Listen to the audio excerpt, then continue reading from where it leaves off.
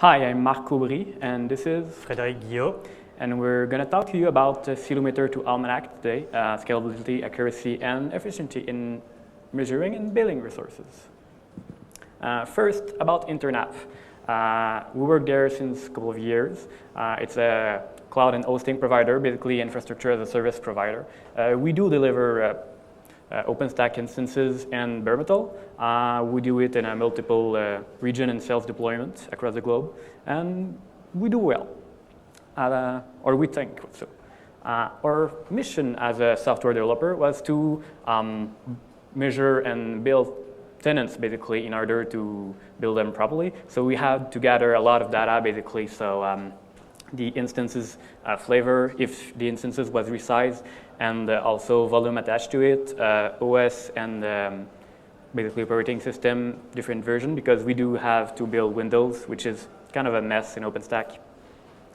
So in 2012, we started using Ceilometer because it was the only telemeter API at that time.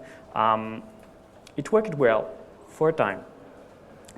We started having a huge scaling issue in early 2014, where in this graph we can see that it took more than 5 hours to build 1 day of usage for a client. The scale is actually in second, but it's 5.5 hours to 6 hours, basically. We also had another task which took, for financial purpose, how many money does our client owe us at every given day, and this task could took more than a day to compile, so way too long to be acceptable. So we started looking at other solutions, basically CloudKitty, StackTack V1, and StackTack V2 at a time, and it didn't really fit our needs. So in 2014, enter Almanach, we started developing our own telemetry API, basically. It was based on the data that we needed on the slide 3 that I've shown you. So basically invoicing stuff, the flavors, when it was created, when it was deleted. So it worked well. What is Almanach? How does it work? Basically, it's a two-service software. The first service is the collector, which connects on the RabbitMQ bus. Does listen on Cinder and Nova notifications. So basically, in order to have it working in your OpenStack deployment, you have one-liner configuration to put in Nova and or Cinder, depending on either is installed. And then we have the REST API, which is a basic HTTP request that queries our MongoDB database. MongoDB database because we do use Mongo, but this handsome-looking gentleman make a agnostic database driver. So basically, you can use whatever database that you want now. And gathering or billing data now take less than 1.5 hours, which is awesome. And even the calculation of our whole tenant system take less than 1.5 hours. So we ended up cleaning our goal pretty well. So I'll let Fred talk about the open sourcing process of Almanach. So a few months ago, we decided to open source Almanach.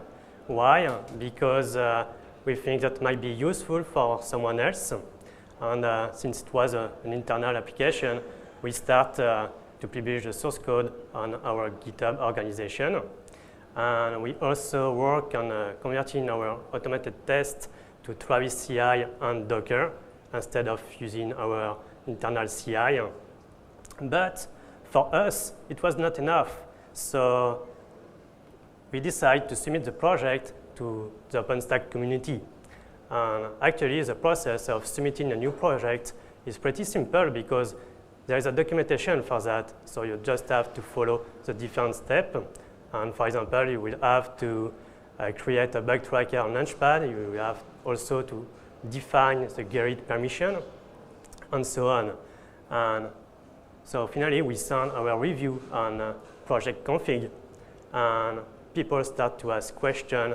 So what is this project? Why do we want to have a new billing system for OpenStack? We already have so many solutions. And we have to explain that Almanach is not a billing system because we don't generate any invoice. We just gather the usage of each tenant, actually, and we expose this data through an API. So anyone can use this data from another system. It can be a monitoring system or anything. So it's a very simple and generic system. And finally, at the end, we got accepted by the OpenStack community, and they import our project to the OpenStack namespace. And after the importation of the repository, we continue to improve the code base.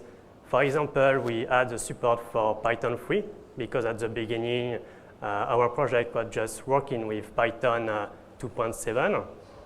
And we start to use some OpenStack libraries like Oslo, for example, Oslo log or Oslo config. And we create a DevStack plugin, so you can try and install Almanach on your development box in a very simple way, so that you just have a couple of lines to add in your local.cf, and that's it. And what next for us? So we want to create a Python client, a command line client for Almanach, like any other OpenStack project that maybe also use OpenStack Python libraries. So you can use Almanach directly from any other system to call the API. But a big chunk for us will be to convert our integration test to Tempest instead of using Docker for that. So we will be able to run our test on OpenStack CI automatically each time there is a new commit. We also want to continue to improve the code base to follow the OpenStack best practice. Yes, you can contribute if you like to. The project is available on OpenStack/Almanach. We also have an Ansible playbook, so it allows you to deploy easily Almanach on your infrastructure. And finally, to install Almanach, we have a standard Python package, so you just need to do a pip install Almanach, and you are up and running. You have the REST API and the collector on your local machine. And that's pretty much it. That's it. Thank you very much. Thank you, guys.